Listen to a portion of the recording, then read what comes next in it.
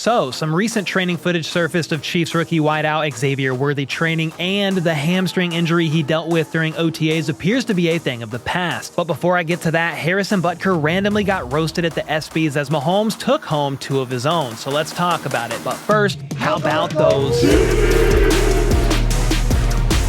All right, first up, the ESPY Awards took place last night with one Chiefs player stacking up more accolades and another getting absolutely roasted at one point. Let's start with the good first. Patrick Mahomes took home two ESPY Awards last night. He won Best Athlete, Men's Sports, as well as Best NFL Player. In fact, this is the second year in a row, I believe, that he has won both of these awards, which is pretty awesome and, of course, well-deserved. He's by far the best player in the NFL, and fans from other teams with an average, even just an average IQ, and any analyst that doesn't make content just for clicks will acknowledge the same. Mahomes actually wasn't able to attend, though, and Big Red himself was the one who accepted the awards on Patrick's behalf. I've been around this kid for a few years now, and to watch him grow as a football player, as a teammate, as a leader has been phenomenal. But really more than that, to watch him grow as a father and as a husband has probably been the best part of that. And on the subject of him being a great husband and father, Brittany Mahomes announced today on her Instagram that they are expecting baby number 3. So, as the team eyes a three-peat, Mahomes will look to accomplish that both on and off the field this year. So, congrats to them on that. But back to Andy's speech. He went on to say that Mahomes knows this is a team award. He's all about the team and every day challenges the team to be great. Mahomes then took to Twitter after this and said, "Incredible athletes across the board in this category." You can see them up on screen in case you're wondering who Mahomes was up against. Blessed and honored to bring home this award again, thanks to the fans and ESPYs. Big Dog Andy crushed too. And I personally agree. I thought it was awesome that Big Red would stand up there and accept the award for him, and he really did do a pretty good job. Then, while the Chiefs won an ESPY in 2023 for the best team, this year they were once again nominated, but lost to South Carolina women's basketball team. They went 38-0, so I would say that takes the cake, and fair enough. And speaking of women's sports, there was a rather interesting moment during the award show when Serena Williams, her sister Venus Williams, and actress Quinta Brunson, hopefully I didn't butcher that name, took to the stage for a segment celebrating women's sports and proceeded to roast a Chiefs player there in attendance. The joke went as follows. So go ahead and enjoy women's sports like you would any other sport because they are sports. And immediately after that statement was made, this happened. Yes. Except you, Harrison Butker. We don't need you. So yeah, that happened. I'm not sure if this was always the plan, like this was always going to be the joke they said, or those in charge found out Harrison Butker was in attendance and called an audible, but Butker was definitely the butt of that joke. And of course, with anything these days, that drew a mixed response. Some applauded the ladies for that, saying it was well-deserved, even labeling Butker an idiot, among all kinds of other names. Some thought it was a bit cringe to bring him up during a moment meant to spotlight women's sports, saying it kind of took away from the moment. Then others took up for Butker, saying they stand with him. And whether you think the joke was tasteless or loved it, I'm going to stand firm in my belief that you have the right to share your convictions and beliefs in this country, but that is obviously going to come with a response from the public, whether it's positive or negative. So honestly, the joke was fine to me, albeit I did personally feel like it took a bit away from the moment. I saw what the joke writers were attempting to accomplish, and some found it successful. But with that being said, let me know your thoughts on the joke in the comments down below. Was it successful or did it fall flat on its face? And before I leave the conversation of the ESPYs, one more NFL moment won the evening when it was announced that the best play was Lamar Jackson. And the play highlighted was actually in the AFC Championship game against the Chiefs when Jackson caught his own pass that was batted up into the air, prevented it from being an interception, and took it like 15 yards up the field. And yeah, that was a pretty cool play, but I'm not sure it was the best play of the year, considering it wasn't even the best play of that game. L'Jarius Sneed wins that one easily with his punch out on Zay Flowers at the 1-yard line. That completely swung the game in favor of the Chiefs. Meanwhile, Lamar Jackson caught his own pass for 15 yards. And even if you can somehow argue Lamar's catching of his own pass was the best play of that game, are you really sure it was better than Anthony Edwards' dunk, Alabama's Hail Mary on 4th and goal from the 31, or Jada Coleman's walk-off home run?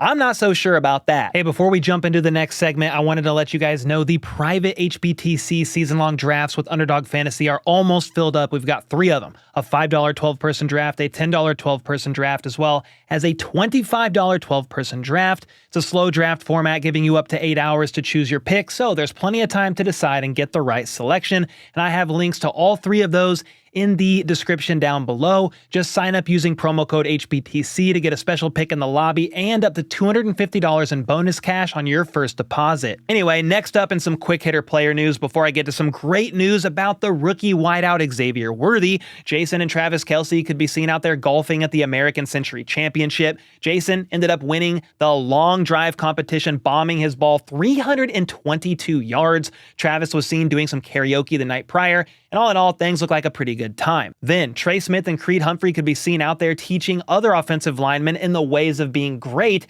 at the 7th annual O-Line Masterminds Summit. Trey Smith was even nice enough to show Kay Adams his Super Bowl ring, the very definition of a nice guy. Someone else worth talking about is the rookie wideout, Xavier Worthy. We have been starved of content from this man because he spent nearly all of OTAs and mandatory minicamp being held out to what was described as a minor or a hamstring tweak. Andy Reid and company made it seem like holding Worthy out was mainly precautionary because why risk further aggravating the injury this early on in the offseason? And while I agree with them completely, it was a bit unfortunate because those are reps Worthy would have benefited from, especially considering he's a rookie and could use all the rapport he can get early on with Mahomes. So while it was a bit unfortunate, I have some good news for you. Worthy seems to be all healed up and he's looking quick and healthy out there as he gears up for training camp next week. This training footage was shared by Delfonte Diamond, a world-renowned wide receiver specialist that works with receivers such as Stephon Diggs, CeeDee Lamb, Deebo Samuel,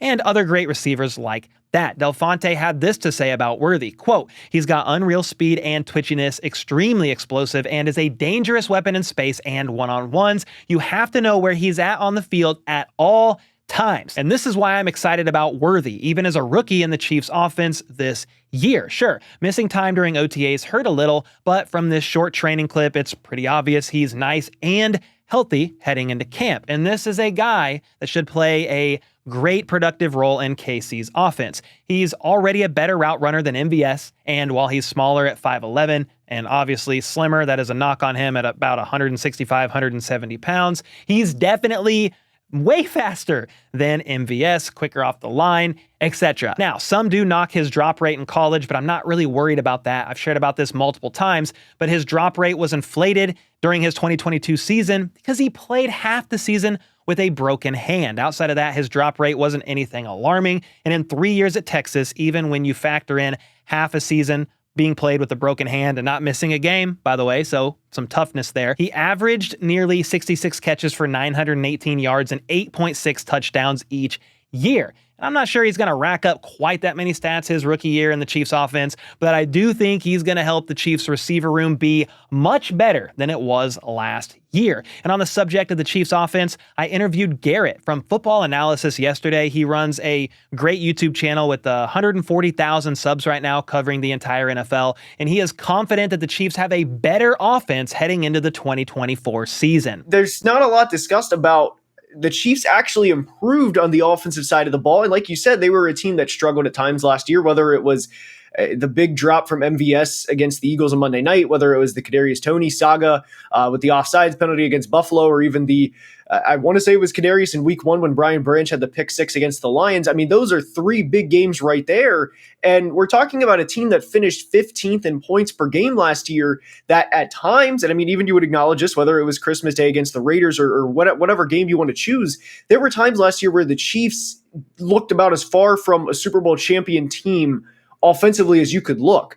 And the fact that they were able to bring in Xavier Worthy in the draft, who complements very well with Patrick Mahomes' skill set as a quarterback, and Marquise Brown, and the fact that they're still going to have Rashee Rice and Travis Kelce be able to play underneath while having a good offensive line with Isaiah Pacheco in the backfield. Find me a weakness in this offense that they're not going to be able to overcome. And that's where I stand with them entering 2024. They're complete. They're a very complete roster. He then goes on to share why the improvements the Chiefs made this year should be a scary thing for the NFL this year. with him having the Chiefs as favorites to make it back to yet another Super Bowl. We're entering the season with a two-time defending champion team that improved, and that can't be emphasized enough. And what also can't be emphasized enough is how much at times the Chiefs offense struggled in the 2023 season that they're going to learn from, and everyone's just going to be, kind of just carnage in their path this year. I mean, they're a much improved team from last year, and for the rest of the NFL, that's a very scary thought. But with all that being said, let me know your thoughts on the Chiefs offense as they head into the 2024 season. Are you of a similar mindset as Garrett, that the Chiefs got better, are once again Super Bowl favorites, and this should strike fear into the rest of the NFL? Or do you have a different opinion? Let me know either way in the comments down below. Then click here to watch my full interview with Garrett, where we talk about the rest of the AFC and he gives a surprise team he thinks could have a shot at dethroning the Chiefs. Hope it doesn't happen, but until next time, let's go. Let's freaking go. How about those